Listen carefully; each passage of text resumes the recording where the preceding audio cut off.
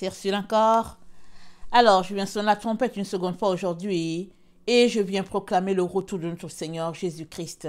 On est le 4 janvier 2022 et que sa joie soit notre force en ce jour.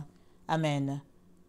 Alors, assemblée dans la simplicité. Amen.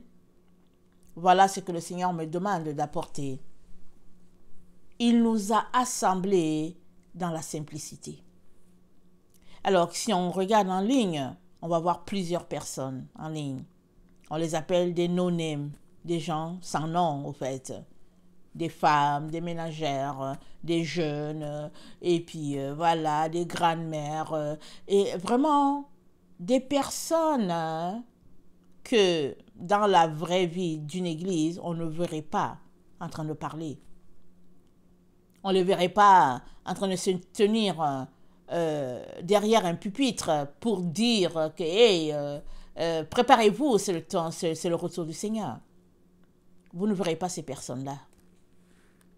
Parce que dans les églises, c'est des programmes.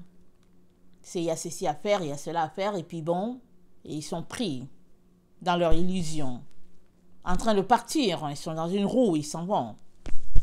Alors, ce type de personnes-là, tu ne les verrais pas dans les églises. De toutes les manières, s'ils se sont retrouvés, soit dans les rues ou sur YouTube, en train de dire aux gens « Eh oh, Jésus arrive », c'est parce que, anyway, c'était des non-names, des personnes non désirées, des personnes vraiment communes, des mortels, et puis voilà, sans importance. Et Jésus leur a dit, et toi, ne veux-tu pas aller dans mon champ? Vas-y à tel endroit, vas-y faire ceci, vas-y faire cela. Et quand on regarde la manière dont Jésus-Christ fonctionne, c'est une manière très très simple. Et même, on se dit, mais souvent même tu viens apporter un message, tu te dis, mais ça va toucher qui? Souvent tu viens juste chanter. Mais si Jésus-Christ t'a envoyé chanter, c'est qu'il va saisir certaines personnes en ligne avec ta voix, juste avec les chansons qu'il te donne, avec l'instrument qu'il te donne. Il va saisir l'âme, l'esprit de la personne pour que la personne soit connectée à lui. Parce que tous ceux-là qui sont en ligne en train d'assembler, ils assemblent pour la maison du Père. Alors c'est dit dans la parole de Dieu que les anges vont assembler les gens des quatre coins de la terre. Et vous savez, le mot ange, il y a ange avec les ailes, mais il y a aussi ange qui veut dire serviteur de Dieu. Alors, pendant que les anges sont en train d'assembler les uns et les autres de par la terre, il y a aussi plein de serviteurs de Dieu qui sont en train d'assembler, que ce soit des petites filles de 10-12 ans, que ce soit des ménagères, des femmes, des mamans, des grandes-mères, peu importe. Ils sont tous en ligne par obéissance à notre Seigneur Jésus-Christ qui leur a dit « Allez-y, sonnez la trompette. Allez-y dire aux gens que j'arrive. » C'est tout simple. Mais si le Seigneur nous donnait d'avoir un reflet de ce qui se passe en ce moment, on va voir quand même qu'il y a des milliers de personnes qui ont été réveillées. Parce qu'au fait, quand Jésus-Christ te réveille, il s'attend à ce que tu augmentes ton huile. Tu n'es pas réveillé pour retourner dans la boue. Il te réveille pour que tu restes éveillé et que tu puisses aussi réveiller quelqu'un d'autre. Et si tu as marché ainsi, alors ça veut dire que tu as fait ton travail et tu es en train de faire ton travail jusqu'à la dernière minute. Tu es en train d'assembler tout simplement. Et je viens de la part du Seigneur parler à tous ces gens-là qui attendent les miracles, qui attendent quelque chose d'extraordinaire. Il y a des gens, il faut juste que la situation soit extraordinaire. Il faut que quelqu'un soit allé au ciel, qu'il soit allé en enfer, pour que les personnes puissent cliquer sur la vidéo. Ou bien il faut que quelqu'un ait fait une rencontre extraordinaire avec un ange pour que les gens puissent dire « Ah oui, oui, Dieu a fait quelque chose. » Tu sais quoi? Dieu a fait quelque chose dans la vie de cette personne-là. Dieu a fait ceci, Dieu a fait cela. Mais Dieu est en train de t'informer qu'il est en train d'assembler tout simplement. Tout simplement. Il a commencé à assembler, c'est pas aujourd'hui qu'il assemble, mais tout simplement, il est en train d'achever son travail d'assemblée. De telle sorte que, amen, la première moisson sera bientôt tout simplement un passé. Parce que ça dit quoi? Les prémices appartiennent à l'Éternel. Ça dit quoi? Dans Apocalypse 14, ça dit, on les a vus sur la montagne de Sion. On les a vus, 144 000. De chaque tribu, on les a vus, ils étaient là-bas. Ils étaient assemblés sur la montagne de Sion. Mais quand Jean les a vus, ils étaient dans quel état? Étaient-ils vivants? Avaient-ils quitté ce monde? Dans quel état étaient-ils? Je vous laisse aller chercher devant le Seigneur. Mais toujours est-il que Jean les a vus sur le mont Sion. Et ça dit, c'est ceux qui ne se sont pas souillés. Avec la bête, son image, sa marque et tout ça. Il y a un groupe qui, dans les temps dans lesquels nous sommes, est en train de se dépouiller. Est en train de se garder pur pour la gloire de Dieu. Ils sont assemblés tout simplement. Vraiment dans la simplicité. Allons-y lire Marc 1. Attendez, je vais d'abord lire Luc 19. Luc 17, s'il vous plaît. Luc 17, le verset 20, ça dit ceci. Les pharisiens demandèrent à Jésus, quand viendrait le royaume de Dieu? Il leur répondit, le royaume de Dieu ne vient pas de manière à frapper les regards. On ne dira point il est ici ou il est là, car voici le royaume de Dieu est au milieu de vous. Et il dit aux disciples, des jours viendront où vous désirerez voir des jours du Fils de l'homme, l'un des jours du Fils de l'homme, et vous ne le verrez point. On vous dira, il est ici, il est là, n'y allez pas, ne courez pas après. Car comme l'éclair resplendit et brille d'une extrémité du ciel à l'autre, ainsi sera le Fils de l'homme en son jour. Mais il faut auparavant qu'il souffre beaucoup et qu'il soit rejeté de cette génération. Amen. On parle de la génération de la fin. Ce qui arriva du temps de Noé arrivera de même au jour du Fils de l'homme. Les hommes mangeaient, buvaient, se mariaient, mariaient leurs enfants, jusqu'au jour où Noé entra dans l'arche, le déluge vint et les filles tous périrent. Ce qui arriva du temps de Lot arrivera pareillement. Les hommes mangeaient, buvaient, achetaient, vendaient, plantaient, bâtissaient. Mais le jour où Lot sortit de Sodome, une pluie de feu et de soufre tomba du ciel et les fit tous périr. Il en sera de même le jour où le Fils de l'homme paraîtra. Alors, qu'est-ce que Dieu est en train de nous dire ici? Premier élément, il nous dit, le royaume de Dieu, là, ça ne vient pas de manière à frapper nos yeux. Toi et moi sommes chez nous. On est dans nos pays. On est dispersés sur toute la terre. Chacun a ses activités. Mais le Seigneur est en train d'assembler un à un, petit à petit, par-ci, par-là. Il envoie telle personne en ligne, il envoie tel autre au carrefour, il envoie ceci. Petit à petit, il assemble. As-tu entendu un communiqué quelque part pour dire que le royaume de Dieu est là? Non. Le royaume de Dieu ne vient pas de manière à frapper les regards. Il n'y a pas un phénomène de spectacle ici. Il n'y a pas, comment on appelle ça, un concert grandiose organisé sur toutes les antennes du monde en disant que Jésus-Christ arrive. Non, non, non, non, non. Mais il n'y a que ceux-là qui ont la lampe allumée, qui s'arrêtent, qui se disent, on dirait que Jésus revient. Ou bien qui s'arrêtent et qui se disent, je viens d'écouter un message, Seigneur, aide-moi à être prêt, à être prêtre, à être prête. Et Jésus-Christ nous dit, le royaume des cieux est en nous.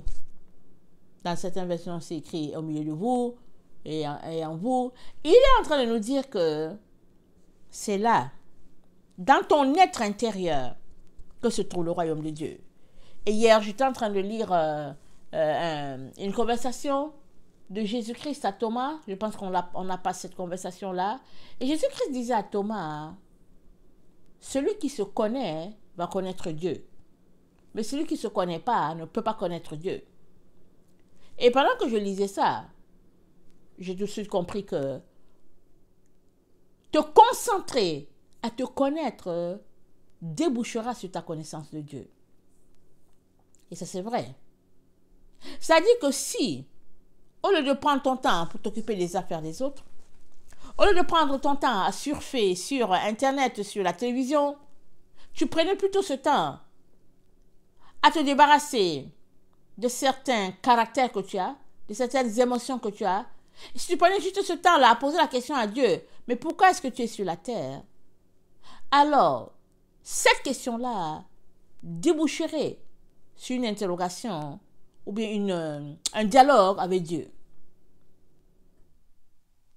Je me rappelle que j'avais 21 ans à peu près, je pense, ou maximum 22. Et j'ai demandé au Seigneur, mais pourquoi j'étais ici? Je lui ai dit, mais pourquoi est-ce que je suis ici, Seigneur? Pourquoi est-ce que tu m'as fait quitter mes parents, mon pays, ma famille? Tu m'envoies ici et puis j'aime même pas ça. Non seulement j'aime pas ce que je fais à l'école, mais j'aime même pas être au pays des Blancs, entre guillemets. Je dis, je sais pas pourquoi je suis ici. Ça ne m'intéresse pas, tout ça là. Je suis ici pourquoi? Peux-tu me dire, Seigneur, la raison profonde pour laquelle je suis là?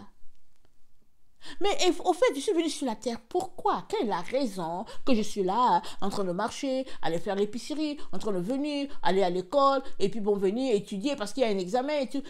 Je posais ces questions au Seigneur pour dire, Seigneur, est-ce que tu veux me répondre? Parce que moi, je ne sais pas pourquoi j'existe. C'est quoi l'histoire?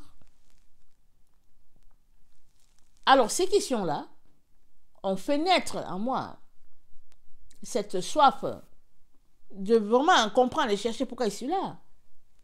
Et ça fait longtemps que je suis dans ce parcours. Je commençais par poser une petite question.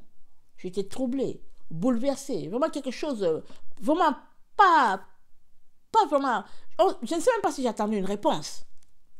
Mais ça a fait que le Seigneur m'aidait toujours à poser d'autres questions. Parce que vous savez, l'appétit vient en mangeant. Et petit à petit, je me suis retrouvée là où je suis aujourd'hui. Et je pense que si je me rappelle bien, c'est un peu lointain. C'est seulement que le Seigneur m'avait dit que j'étais là sur la terre pour lui. Est-ce que ça c'est une réponse? C'est pas une réponse. C'est pas une réponse.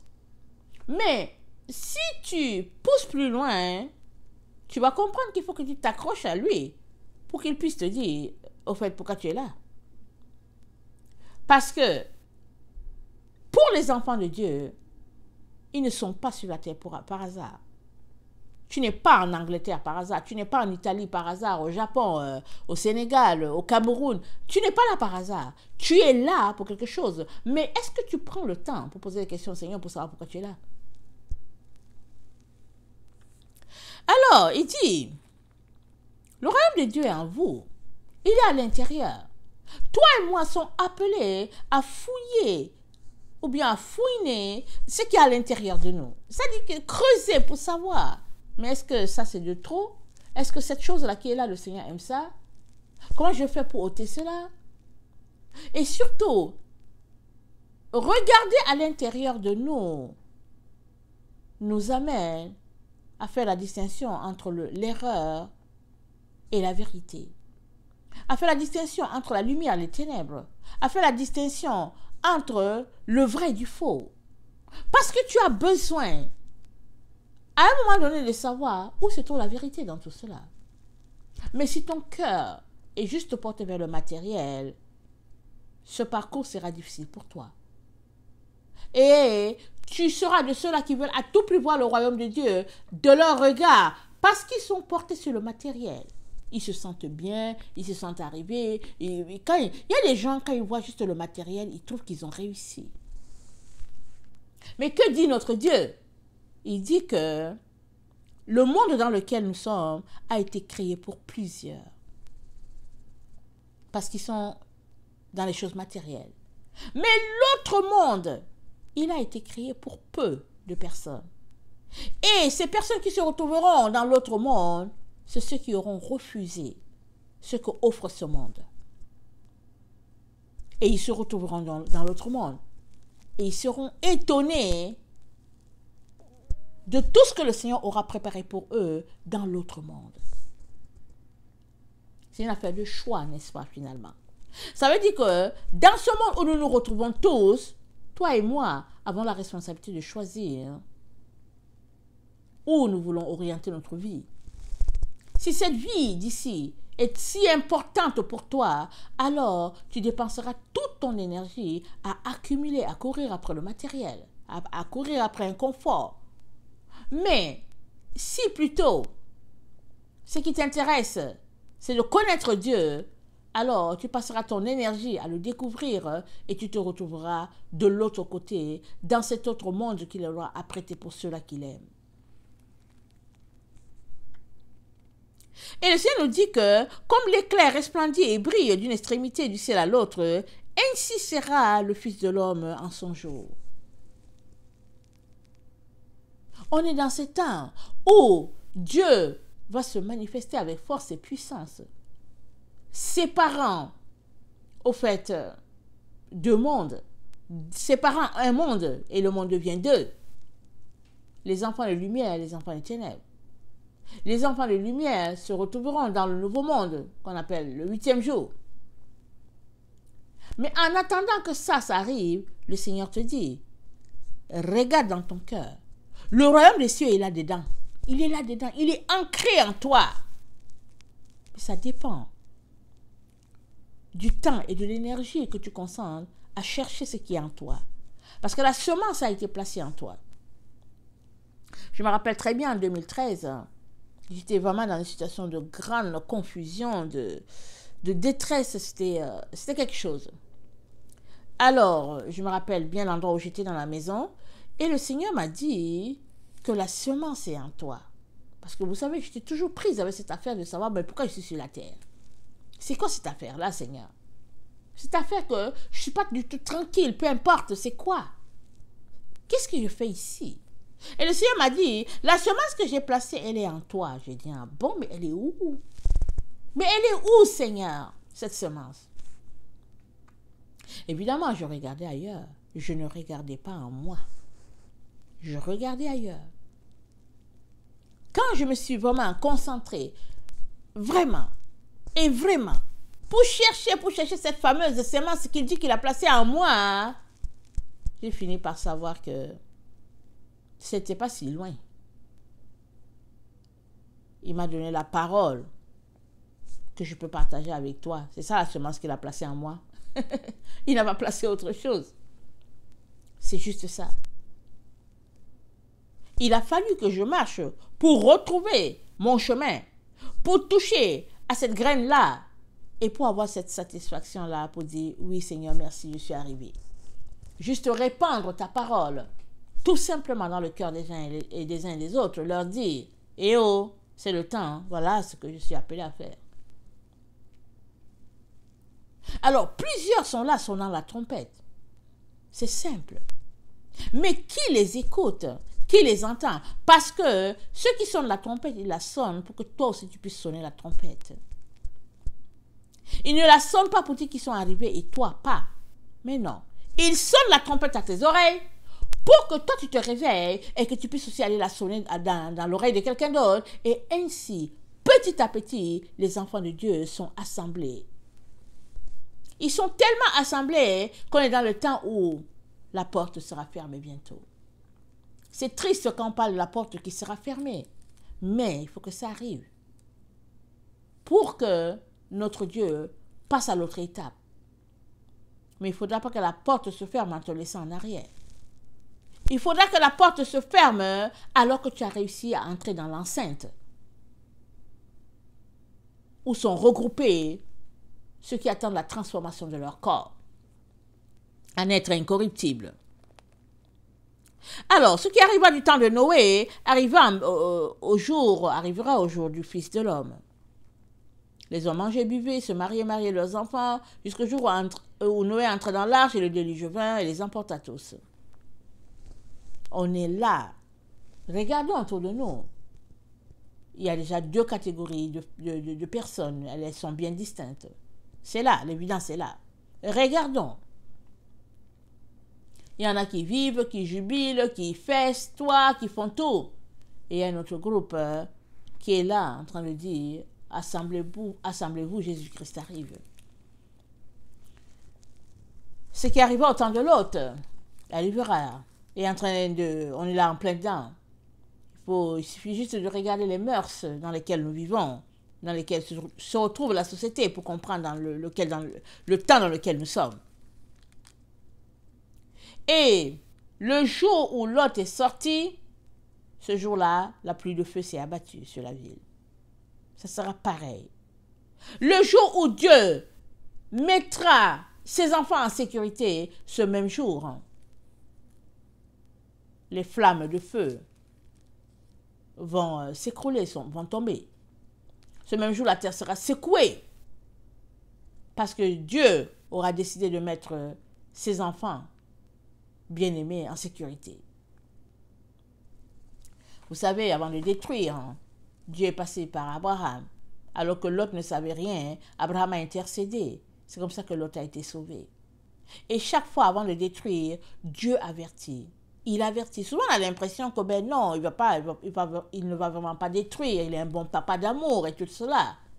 Mais la justice de Dieu veut que ce jugement-là arrive et qu'il y ait une partie qui soit mise en sécurité et une autre partie qui passe en destruction. C'est ça la justice de Dieu. Dans Marc 1, le verset 14 à 15, Marc 1, 14 à 15, c'est dit, après que Jean eut été livré, Jésus alla dans la Galilée prêchant l'évangile de Dieu. Il disait, le temps est accompli et le royaume de Dieu est proche. Répentez-vous et croyez à la bonne nouvelle. Nous sommes dans le temps où le Seigneur nous appelle à la repentance. Et la repentance, ce n'est pas pour ceux qui ne sont pas chrétiens. La repentance, c'est pour tout le monde. Tout le monde. Tout le monde est appelé à se repentir à tous les jours. Parce que si celui qui est à l'extérieur de la maison du Père ne le connaît pas, oui, il a besoin de renoncer à sa voie pour donner sa vie à Jésus et entrer. Maintenant, celui qui est dedans, il a aussi besoin de renoncer à tout ce qu'il considère plus que Jésus-Christ. C'est ça l'horreur de plusieurs. Plusieurs enfants de Dieu disent, mais je veux me repentir de quoi? Je suis chrétien, je suis sauvé, Jésus-Christ m'a purifié, il m'a lavé, puis ta. Ils ne s'arrêtent pas pour réaliser qu'ils ont des choses à faire. Oui, Jésus-Christ t'a mis dans un état d'enfant purifié, d'enfant racheté. Mais dans cet état d'enfant racheté et purifié, n'oublie pas que tu es un être humain, susceptible encore de pécher. Et Jean t'encourage à ne pas pécher, mais il t'arrive de pécher quand même. Et pour cela, tu as besoin de faire des efforts pour ne pas tomber dans le piège de la vie de la chair. 1 Jean 3, le verset 2 nous dit, « Bien-aimés, nous sommes maintenant enfants de Dieu, et ce que nous serons n'a pas encore été manifesté. Mais nous savons que lorsque cela sera manifesté, nous serons semblables à lui parce que nous le verrons tel qu'il est. Quiconque a cette espérance en lui se purifie comme lui-même est pur. Quiconque pêche transgresse la loi. Et le péché est la transgression de la loi. Et le péché est la transgression de la loi. Or, vous le savez, Jésus est apparu pour ôter le péché, et il n'y a point en lui de péché. Quiconque demeure en lui ne pêche point. Quiconque pêche ne l'a pas vu et ne le connaît pas, ne l'a pas connu. Petits enfants, que personne ne vous séduise parce que... Petits enfants, que personne ne vous séduise. Celui qui pratique la justice est juste comme lui-même est juste. Que personne ne vous séduise. Celui qui pratique la justice est juste. Celui qui pêche est du diable. Car le diable pêche dès le commencement. Le Fils de Dieu est apparu afin de détruire les œuvres du diable. Quiconque est né de Dieu ne pratique pas le péché, parce que la semence de Dieu demeure en lui. Et il ne peut pécher parce qu'il est né de Dieu. C'est par là que se font reconnaître les enfants de Dieu et les enfants du diable. Quiconque ne pratique pas la justice n'est pas de Dieu, non plus que celui qui n'aime pas son frère. Quiconque ne pratique pas la justice n'est pas de Dieu. C'est quoi la justice? C'est quoi la justice? La justice, c'est de reconnaître que ton frère, ta soeur a droit à cela, mais de ne pas le lui donner. C'est aussi simple que ça. C'est ça la justice. Quiconque ne pratique pas la justice n'est pas de Dieu. Parce que celui qui ne pratique pas la justice est dans le mensonge, il est dans l'horreur, il est dans la séduction, il est dans les ténèbres. Et toi et moi sommes appelés à ne pas pratiquer le péché, parce que quiconque demeure dans le péché n'est pas de Dieu, nous dit l'apôtre Jean. Il dit que personne ne vous séduise, que personne ne vous raconte des bobards, que personne ne vous raconte des histoires en disant « Oh, c'est pas grave », que personne, ne laissez personne vous enrôler dans sa manière de voir les choses, dans sa manière de voir la vie. Parce qu'il dit celui qui pêche est du diable. Il y a des gens qui pêchent volontairement aller-retour et puis tu te dis c'est pas grave, on est sauvé. Il y en a, tu es choqué. Tu te dis mais c'est quoi? On te dit que mais non, Dieu pardonne les péchés. Mais ici, Jean nous dit celui qui est né de Dieu ne pêche pas. Et Jean 4, le verset 2 à 6 nous dit reconnaissez à ceci l'Esprit de Dieu. Tout esprit qui confesse Jésus, Christ venu en chair, est de Dieu. Et tout esprit qui ne confesse pas Jésus n'est pas de Dieu. C'est celui de l'Antichrist dont vous avez appris la venue et qui maintenant est déjà dans le monde. Vous, petits enfants, vous êtes de Dieu et vous le savez.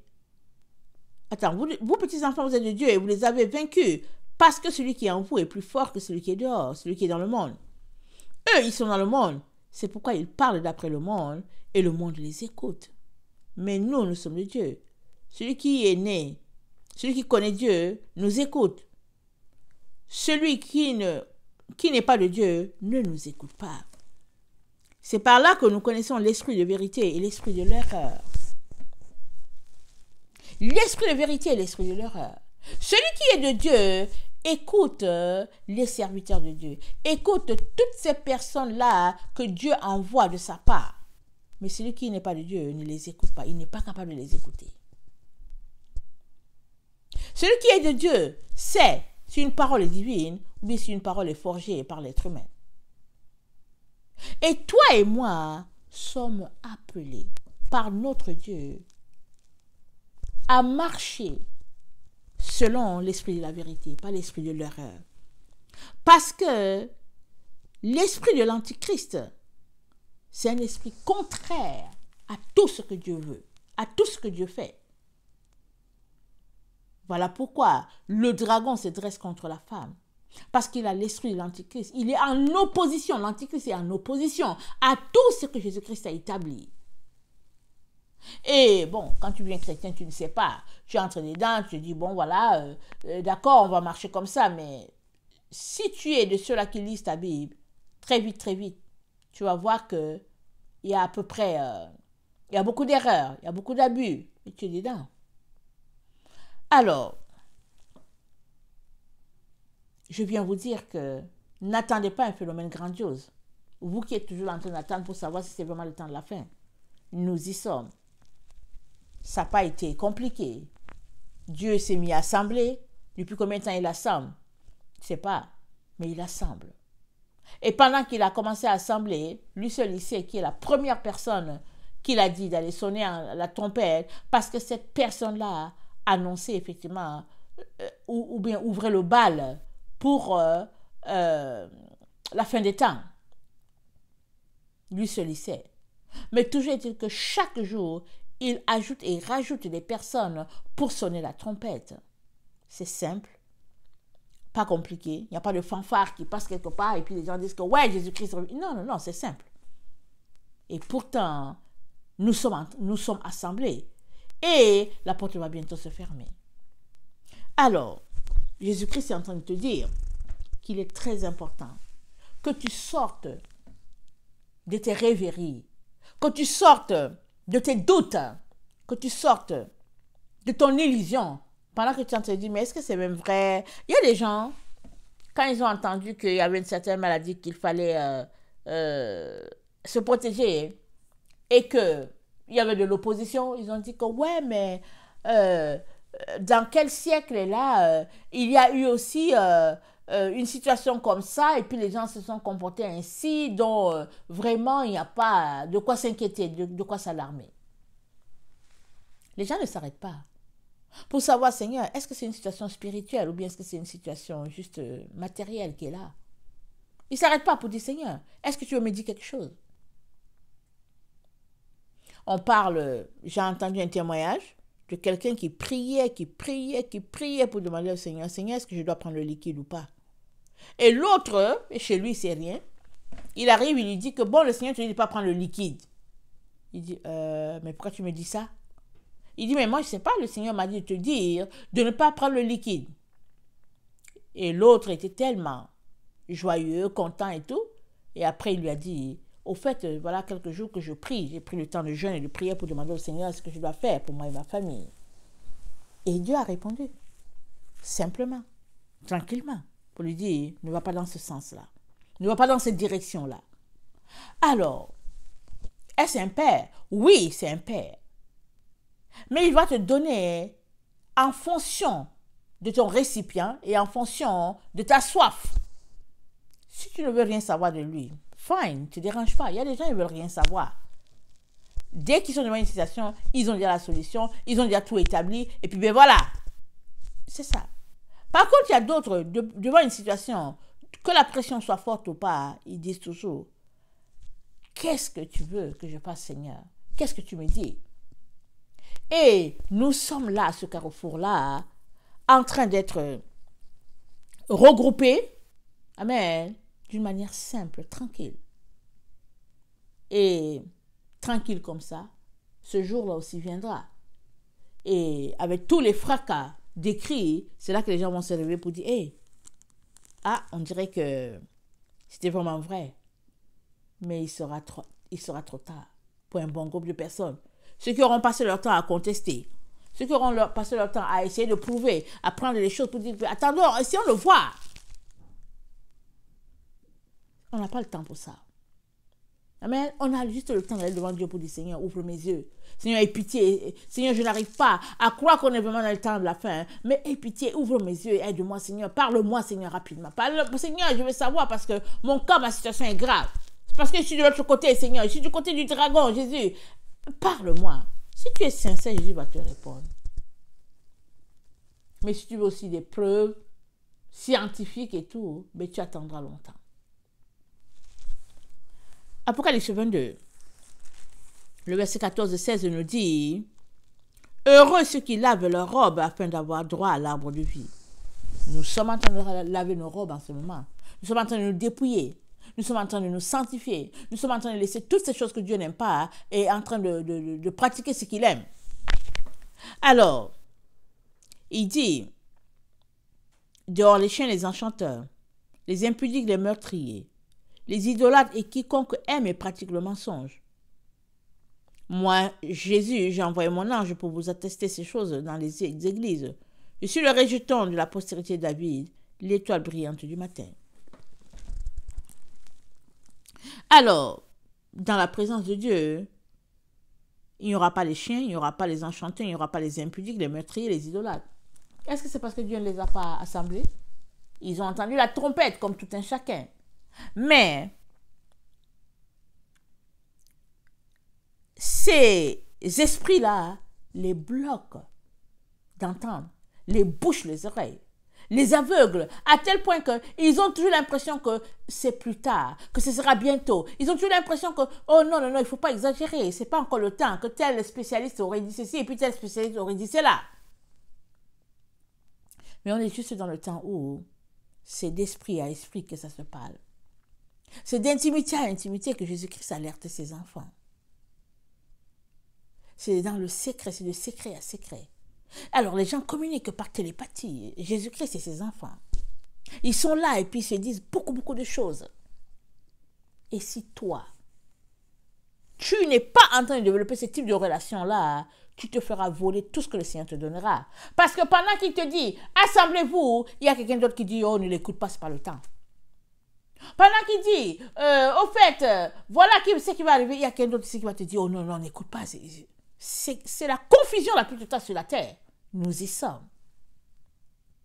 Mais, sache ceci, si c'est la vérité que tu cherches, si tu refutes l'esprit de l'erreur, parce que l'erreur c'est le mensonge, si tu jettes tout ce que Dieu ne veut pas et que tu choisis de pratiquer la justice, Dieu va t'aider. Parce que la justice ou bien l'injustice, c'est de refuser à l'autre ce qui lui revient.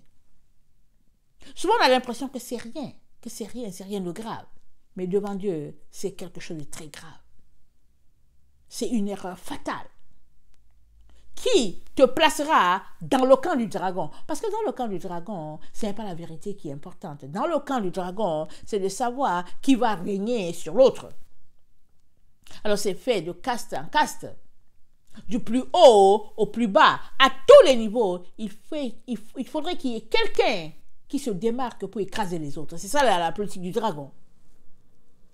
Et le Seigneur est là pour te dire qu'il est en train d'assembler.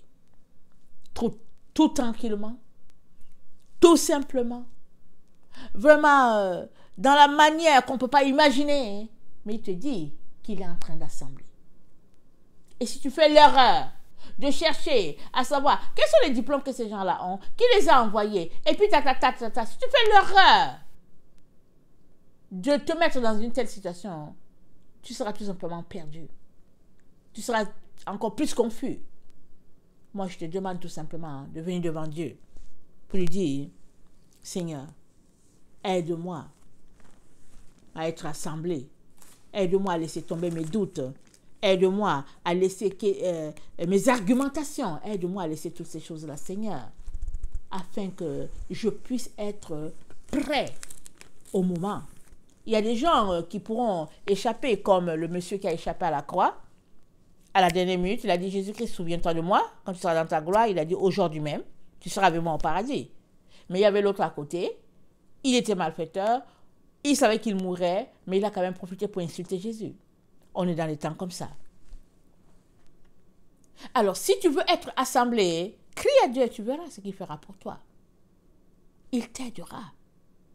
Parce qu'il est notre amoureux. Il est rempli de compassion. Et il sait que de l'autre côté, ce n'est pas agréable du tout. Et il ne souhaiterait cela à personne. Et si tu sais venir t'humilier, il va te pardonner. Il va t'aider à être victorieux dans cette situation-là. Que le Seigneur bénisse sa parole. Je vous aime beaucoup et Dieu davantage. Soyez bénis. Et alors que nous sommes assemblés, en train d'attendre notre Seigneur, continuons de rassembler d'autres personnes pour les envoyer jusqu'à nous. C'est ça notre travail. Amen. Jésus-Christ arrive et c'est pas lointain. Tout se passera comme dans une situation de fumée. On va se dire, mais qu'est-ce qui s'est passé? La chose sera là, sous nos yeux. Ce sera comme par surprise, mais dans le fond, ça fait un bon moment que notre Seigneur est en train d'assembler et est en train de dire, écoutez, la trompette sonne. Il est temps de laisser aller le monde et de rentrer dans le bercail. Il est temps de fuir Babylone et ses passions et de se retrouver dans l'enceinte prévue par le Père. Alors, que le Seigneur bénisse sa parole, qu'il te donne de tenir et de croire que nous sommes effectivement dans le temps de la fin, et prie que Dieu te donne des preuves et qu'il t'aide aussi à assembler d'autres personnes. Soyez bénis, je vous aime beaucoup et Dieu davantage. Maranatha, Jésus revient. Amen et Amen. Alléluia.